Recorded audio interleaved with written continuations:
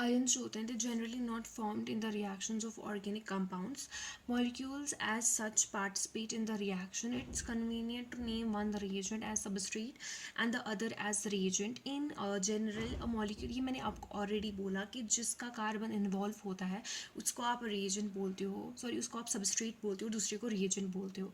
In general, a molecule whose carbon is involved in new bond formation is known as substrate and the other one is called reagent. When carbon-carbon bond is formed, the choice of naming the reactants as substrate and reagent is arbitrary and depends on molecule under observation. जैसे substrate क्या है, CH2 double bond CH2 और Br2 reagent attack कर रहा है, तो देखेंगे तो इसने जो Br2 है ये डबल बॉन्ड को ब्रेक करके अटैक करते हैं और अटैच हो जाता है. वैसे ही सबस्ट्रेट हमारे पास बेंजीन है, फिर CH3 Cl अटैक कर रहा है, तो ये CH3 ऊपर अटैक होगा और Cl नीचे, तो कहीं ना कहीं ऐसे अटैक हो रहा है और ये सबस्ट्रेट है, ये रिएजेंट है. तो इन रिएक्शन से हमें ये समझ आ रहा है कि क्या सबस्ट्रेट है क्या रिएजेंट है. आप इनको मार्क करो बिकॉज इसमें से आ सकते सवाल. And they don't have like उनको नहीं फ़र्क पड़ता कि आप क्या पढ़ो क्या नहीं, उनको फ़र्क पड़ता है उनको क्या सेट करना है. Okay. Nucleophiles and electrophiles. Reagents attack the reactive site of a substrate. The reactive site may be electron deficient, जैसे कि हमारे पास कार्बोकेटाइन होता है. A deficient portion of the molecule, a positive reactive site, atom with incomplete electron shell, or the positive end of a dipole in the molecule. If the attacking species is electron rich, it attacks the site. If attacking species is electron deficient, the reactive site for it is the part of substrate which can supply electrons. 5 electrons is a double bond. मतलब ये बोल रहा है कि अगर जो attacking reagent है उसके पास खुद बहुत सारे इलेक्ट्रॉन है तो वो वहाँ जाएगा जहाँ इलेक्ट्रॉन नहीं है, और अगर उसके पास इलेक्ट्रॉन ही नहीं है तो वो वहाँ जाएगा जहाँ बहुत सारे इलेक्ट्रॉन होते हैं. जैसे कि पाई बॉन्ड, हमें पता है कि पाई बॉन्ड जो होता है एक रिएक्टिव साइट होता है और वो इलेक्ट्रॉन्स ऑफर करता है. ठीक है. The reagent that brings an electron pair to the reactive site is called a nucleophile. Obviously वो रिएजेंट जो इलेक्ट्रॉन देता है उसको न्यूक्लियोफाइल बोलते हैं. Nucleus seeking, proton seeking, and the reaction is then called nucleophilic. A reagent that takes away electron pair, it's known as electrophile, and the reaction को कहते हैं हम electrophilic. Clear? अब next para. During a polar organic reaction, a nucleophile attacks an electrophilic center of the substrate, which is that specific atom or a part of the substrate that's electronic deficient. तो क्या होता है, nucleophile वहाँ attack करेगा definitely जहाँ electron deficiency होगी, क्योंकि nucleophile जो इलेक्ट्रॉन देता है तो वहाँ ही देगा जहाँ इलेक्ट्रॉन की कमी होगी. Similarly the electrophiles attack the nucleophilic centre which is the electron rich centre of the substrate. तो ये बोल रहा है कि इलेक्ट्रोफाइल कहाँ अटैक करेगा, वहीं जहाँ बहुत सारे इलेक्ट्रॉन्स होते हैं, और बहुत सारे इलेक्ट्रॉन कहाँ होते हैं न्यूक्लियोफाइल के पास, तो ये न्यूक्लियोफिलिक सेंटर पे अटैक करते हैं.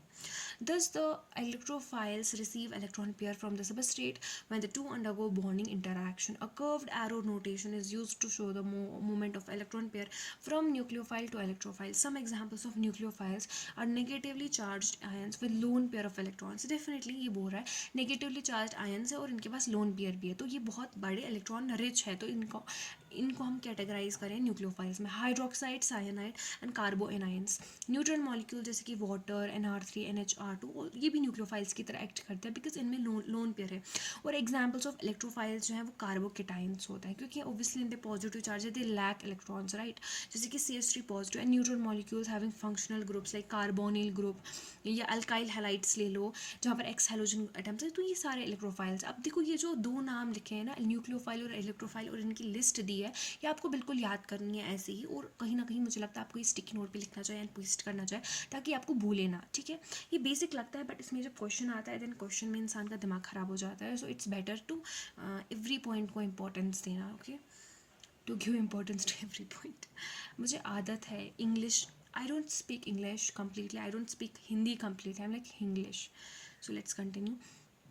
The carbon atom in carbocations has sextet configuration. हमें पता है, और हमें ये भी पता है कि ट्राइगोनल प्लेनर होता है, sp2 होता है.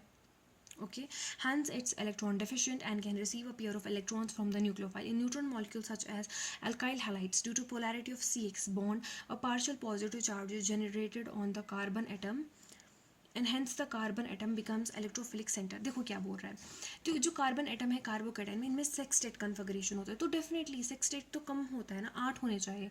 It's electron deficient and can receive a pair of electron from nucleophile. In neutral molecule जैसे कि अल्काइल हैलाइड CX की बात कर रहा है, तो इसमें पोलैरिटी है, तो polarity of a CX bond a partial positive charge carbon atom पे होता है, और मतलब जो ज़्यादा इलेक्ट्रोनेगेटिव होता है उस पर नेगेटिव चार्ज होता है, और carbon with respect to halogen तो ऑब्वियसली लेस इलेक्ट्रोनेगेटिव है. तो इस पर पॉजिटिव चार्ज डेवलप होता है, तो hence the carbon atom becomes electrophilic centre at which nucleophile can attack. आपको समझ आ गया कि क्यों इसने हमें बोला कि जो अल्काइल हैलाइड्स होते हैं ये इलेक्ट्रोफाइल्स होते हैं, क्योंकि इनमें जो कार्बन होता है ना इस पर कहीं ना कहीं पार्शियल पॉजिटिव चार्ज होता है, दैट्स वाई इट्स इलेक्ट्रोफिलिक। वैसे ही C डबल बॉन्ड O में देखो कार्बन के पास पार्शियल पॉजिटिव चार्ज है, तो that's why it can attack. और CH3 पॉजिटिव में तो पता ही है पॉजिटिव चार्ज है। क्लियर, ये पैराग्राफ अच्छे से क्लियर हुआ? तो I hope this is clear. Okay, let's continue. So electron movement in organic reactions. The movement of electrons in organic reactions can be shown by curved arrow notation. ठीक है, it shows how chains in bonding occur due to the electronic redistribution during the reaction. To show the change in position of a pair of electrons, curved arrow starts from the point where from an electron pair is shifted and it ends at the location to which electron pair may move. देखो मैं आपको ये समझाऊंगी, सो it's better हम diagram से इसको understand करें, right? Like for example आप देख रहे हो पाई बॉन्ड है वाई, और पाई बॉन्ड जहाँ से शिफ्ट हो रहा है वहाँ से इन्होंने एरो दिखाया कि पाई बॉन्ड से एडजेसेंट बॉन्ड पोजीशन पे शिफ्ट हो रहा है। और अगर वाई पे हो रहा है तो हमने एटम की तरफ दिखाया, और अगर एटम से कहीं और हो रहा है तो हमने, तो ये एरो तुमको समझ आ रहा है कि क्या है एक्चुअली में, ठीक है? Movement of single electron is indicated by single barbed fish hooks, जो कि हमने पहले ही बताया कि अगर फ्री रेडिकल मूवमेंट होती है तो हम एक ही हुक दिखाते हैं, क्योंकि होमोलिटिक फिशन में तो कंप्लीटली एक पेयर ऑफ इलेक्ट्रॉन तो नहीं जाता ना, सिर्फ एक ही इलेक्ट्रॉन जाता है। For example in transfer of hydroxide ion giving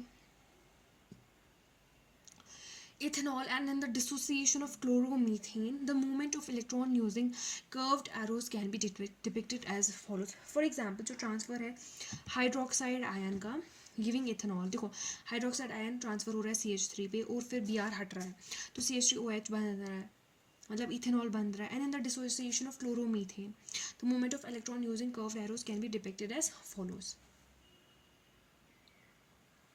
देखो अब मूवमेंट ऑफ इलेक्ट्रॉन CH3Cl का होमोलिटिक फिशन हो रहा है, तो क्लियर हो गया इतना, तो ये क्लियर हो गया, ठीक है? तो अब इसके बाद इलेक्ट्रॉन डिस्प्लेसमेंट इफेक्ट्स इन कोवेलेंट बॉन्ड, इसमें इंडक्टिव इफेक्ट होगा, फिर हम रेजोनेंस पढ़ेंगे, फिर हम उस रेजोनेंस में इलेक्ट्रोवारे, फिर ख़त्म हो जाएगा हमारा ये इफेक्ट्स वगैरह। चलो, electron displacement effects in covalent bonds. The electron displacement in an organic molecule may take place either in the ground state under the influence of an atom or a substituent group or in the presence of appropriate attacking reagent. जो electron displacement एक organic molecule में या तो वो ground state में हो सकता है, कोई एटम के इन्फ्लुएंस में, सब्सटीट्यूट ग्रुप के इन्फ्लुएंस में हो सकता है, या अटैकिंग रीजन की प्रेजेंस में। The electron displacement due to the influence of an atom or a substituent groups present in a molecule cause permanent polarization of the bond. Inductive resonance जो होते हैं वो टाइप होते हैं इलेक्ट्रॉन डिस्प्लेसमेंट के, जहाँ पर परमानेंट पोलराइजेशन होती है। ये इंपॉर्टेंट है कि ये बोल रहा है जो इंडक्टिव रेजोनेंस इफेक्ट्स हैं इनमें क्या होती है, परमानेंट पोलराइजेशन होती है। Temporary electron displacement effects are seen in a molecule when a reagent approach to attack it. This type of electron displacement इस कहते हैं हम इलेक्ट्रोमेरिक इफेक्ट और पोलराइजेबिलिटी इफेक्ट। जब रिएजेंट अप्रोच करता है टू अटैक तो तब ये इफेक्ट आता है, इसको बोलते हैं हम इलेक्ट्रोमेरिक इफेक्ट या पोलराइजेबिलिटी। तो फॉलोइंग सेक्शंस में हम सीखेंगे about these types of electronic displacement. सबसे पहले इंडक्टिव इफेक्ट। देखो इंडक्टिव इफेक्ट हमें पता है, फिर भी मैं पढ़ूंगी, तो मैं पहले आपको मेन बताती हूँ। देखो क्या होता है, फॉर एग्जांपल आपने Cl किसी CH3 CH2 Cl अटैच किया, Cl इसके साथ अटैच किया, तो Cl अपनी तरफ इलेक्ट्रॉन्स को खींचेगा, तो ये पोलराइजेशन हो रही है सिग्मा बॉन्ड की by the polarisation of adjacent sigma bond. क्या हो रहा है कि ये बॉन्ड पोलराइज हो रहा है क्योंकि अपनी तरफ इलेक्ट्रॉन्स खींच रहा है, तो उसको बोलते हैं इंडक्टिव इफेक्ट। और फिर हमें पता चलता है कि कौन माइनस आई इफेक्ट लगाता है, माइनस आई मतलब जो इलेक्ट्रॉन्स खींचता है, और कौन कौन से प्लस आई इफेक्ट शो करते हैं, ठीक है? When a covalent bond is formed between atoms of different electronegativity, the electron density is more toward the more electronegative atom of the bond. Such a shift of electron density results in polar covalent bonds. Such bond polarity leads to various electronic effects in organic compounds. ठीक है? ये बोल रहा है bond polarity की वजह से हमारे ऑर्गेनिक कंपाउंड्स में बहुत सारे इफेक्ट्स आते हैं, ठीक है। Let us consider क्लोरोईथेन in which CCl in a polar covalent bond it's polarized in such a way that carbon 1 gains one positive charge and the chlorine has some negative charge. The fractional electronic charge on the two atoms in a polar covalent bond are denoted by single delta, क्योंकि ये completely हम electron छीन नहीं रहे हैं, partially effect हो रहा है, तो पार्शियली हम यूज़ करेंगे symbol. And the effect of electron density is shown by the arrow that points delta positive to delta negative end of the polar bond. In turn, carbon 1 which has developed partial positive charge draws some electron density towards it from the adjacent CC bond. Consequently, some positive charge develops on the second carbon और फिर third carbon पे. तो ये जो polarisation हो रही है sigma bond पे, क्योंकि एक एडजेसेंट सिग्मा बॉन्ड की पोलराइजेशन की वजह से, मतलब फॉर एग्जांपल मैं समझाती हूँ इंडक्टिव इफेक्ट को. फॉर एग्जांपल हमारे पास क्लोरोईथेन है. अब देखो CH3 को एक तरीके से लो, CH2 और Cl को, तीनों को लाइन से जोड़ दो, ठीक है. अब Cl खींच रहा है CH2 को, CH2 को इसको खींचेगा, CH3 को. ये बोल रहा है कि अगर एक बॉन्ड में पोलराइजेशन हो रही है, वो उसकी वजह से दूसरे बॉन्ड में भी पोलराइजेशन हो रही है. The such polarisation of sigma bond caused by the polarisation of adjacent sigma bond, उसको बोलते हैं हम inductive effect. Clear? The effect is passed on to subsequently bonds also, but the effect decreases rapidly as the number of intervening bonds increases and becomes vanishingly small after 3 bonds. 3 bonds के बाद ये effect जो होता है ना, फुर हो जाता है, गायब हो जाता है. इट्स लाइक आप किसी एक टग वॉर में हो, 3 के बाद ना असर नहीं पड़ता. 3 जितना जोर लगाए वो मैटर करता है. तो पहले 3 हम सबसे स्ट्रॉन्ग रखेंगे, बाद में जो 3 होंगे वो वीक रखेंगे. ये कुछ ऐसी बात है.